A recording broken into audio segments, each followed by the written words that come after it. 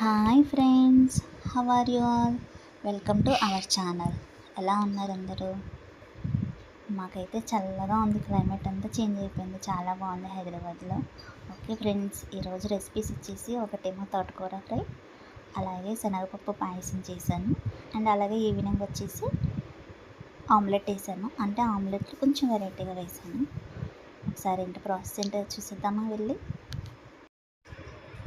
తోటకూర ఫ్రైకి ముందు స్టవ్ మీద బాండీ పెట్టుకొని సరిపడా ఆయిల్ వేసుకొని ఆవాలు, జీలకర్ర, అలాగే వెల్లుల్లిపాయలు, నేను కొంచెం ఎక్కువ వేస్తున్నాను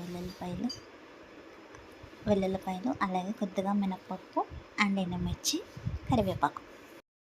వీటన్నింటిని త్వరగా వేయించుకోవాలి. సిమ్లో పెట్టేసుకొని హై ఫ్లేమ్లో పెట్టామంటే మాడిపోతుంది, సో టేస్ట్ కూడా చేంజ్ అయిపోతుంది. సో అందుకని సిమ్లోనే పెట్టి త్వరగా బ్రౌనిష్ వచ్చే వరకు వేయించుకోవాలి. సో ఎందుకంటే మనకి పోపులోనే టేస్ట్ వస్తుంది. సో తర్వాత మనం ముందుగా క్లీన్ చేసి కట్ చేసుకున్న తోటకూరను కూడా ఇందులో వేసేసుకోవాలి. సో వేసేసుకొని ఒకసారి మొత్తం కింద నుంచి పైకి అంతా ఒక్కసారి బాగా కలుపుకున్న తర్వాత లిడ్ పెట్టేసుకొని కొంచెం ఆవిరి మీద ఉడికిన తర్వాత మనకు సరిపడా సాల్ట్ కూడా యాడ్ చేసుకోవాలి. సో సాల్ట్ కూడా యాడ్ చేసుకొని సో ఇప్పుడంతా దాంట్లో ఉన్న వాటర్ కంటెంట్ అంతా బయటకు వచ్చేస్తుంది. సో దాంతో బాగా మెత్తగా ఉడికిపోతుంది. ఫ్రెండ్స్, ఈరోజు మీ లంచ్ రెసిపీ ఏంటో కామెంట్ సెక్షన్లో కామెంట్ చేయండి. అలాగే నా ఛానల్ని సబ్స్క్రైబ్ చేసుకొని ఆ లైక్ అండ్ షేర్ చేయండి. ఓకే ఫ్రెండ్స్, నెక్స్ట్ తోటకూరలో ఉండే వాటర్ కంటెంట్ అంతా బాయిల్ అయ్యే వరకు ఫ్రై చేసుకోవాలి. సో అలా దగ్గర పడిన తర్వాత అప్పుడు పసుపు, అలాగే ధనియాల పొడి, అలాగే కొద్దిగా కారం యాడ్ చేసుకొని డీప్ ఫ్రై అయ్యే వరకు ఫ్రై చేసుకోవాలి. అంతేనండి, తోటకూర అయితే ఫ్రై రెడీ అయిపోయినట్టే. చాలా మంచిది హెల్త్కి. ఇది ఐరన్ కంటెంట్ ఎక్కువగా ఉంటుంది. సో నేను కూడా మా అమ్మాయికి రెగ్యులర్గా పెడుతూనే ఉంటాను ఈ ఫుడ్ నేను. సో మీరు కూడా ట్రై చేయండి ఒకసారి.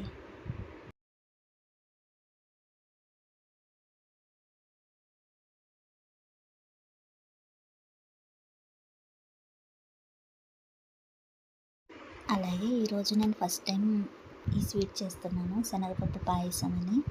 సో ముందుగా అయితే నేను ఒక 3 కప్స్ శనగపప్పు తీసుకొని శుభ్రంగా వాష్ చేసేసుకొని 7 విజిల్స్ వచ్చే వరకు స్టవ్ మీద పెట్టేసుకున్నాను. సో విజిల్స్ వచ్చిన తర్వాత బాగా మెత్తగా మ్యాష్ చేసుకున్నాను. సో బెల్లం కరగబెట్టి పాకం తీసుకొని ఆ వాటర్ని ఇందులో యాడ్ చేసుకొని అప్పుడు డ్రై ఫ్రూట్స్ అన్నీ నెయ్యిలో వేయించేసుకున్నాను. అలాగే నేను ఎక్కువ ఇందులో కొబ్బరి కూడా యాడ్ చేశాను. కొబ్బరి యాడ్ చేస్తే చాలా టేస్టీగా ఉంటుందనేసి సో కొబ్బరిని చిన్న చిన్న పీసెస్ కింద కట్ చేసుకొని ఈ పాయసంలో యాడ్ చేసుకున్నాను. అంతేనండి, చాలా సింపుల్గా అయిపోతుంది శనగపప్పు పాయసం. చాలా టేస్టీగా కూడా ఉంది. ఒకసారి మీరు కూడా ట్రై చేయండి.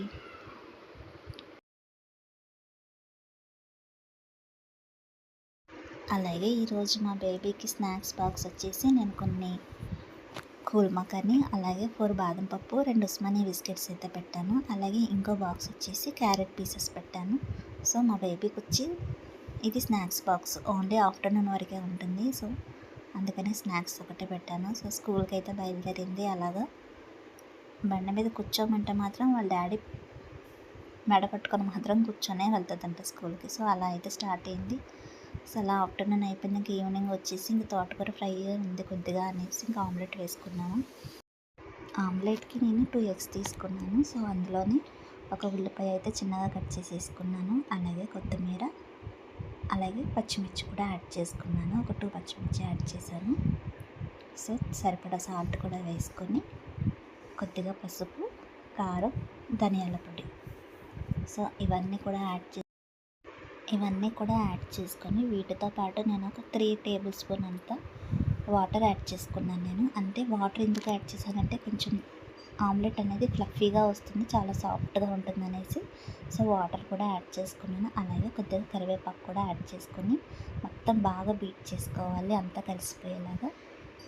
అంతా కలుపుకున్న తర్వాత స్టవ్ మీద ప్యాన్ పెట్టుకొని కొద్దిగా ఆయిల్ వేసుకొని నేను జీలకర్ర యాడ్ చేసుకున్నాను. సో జీలకర్ర యాడ్ చేసుకొని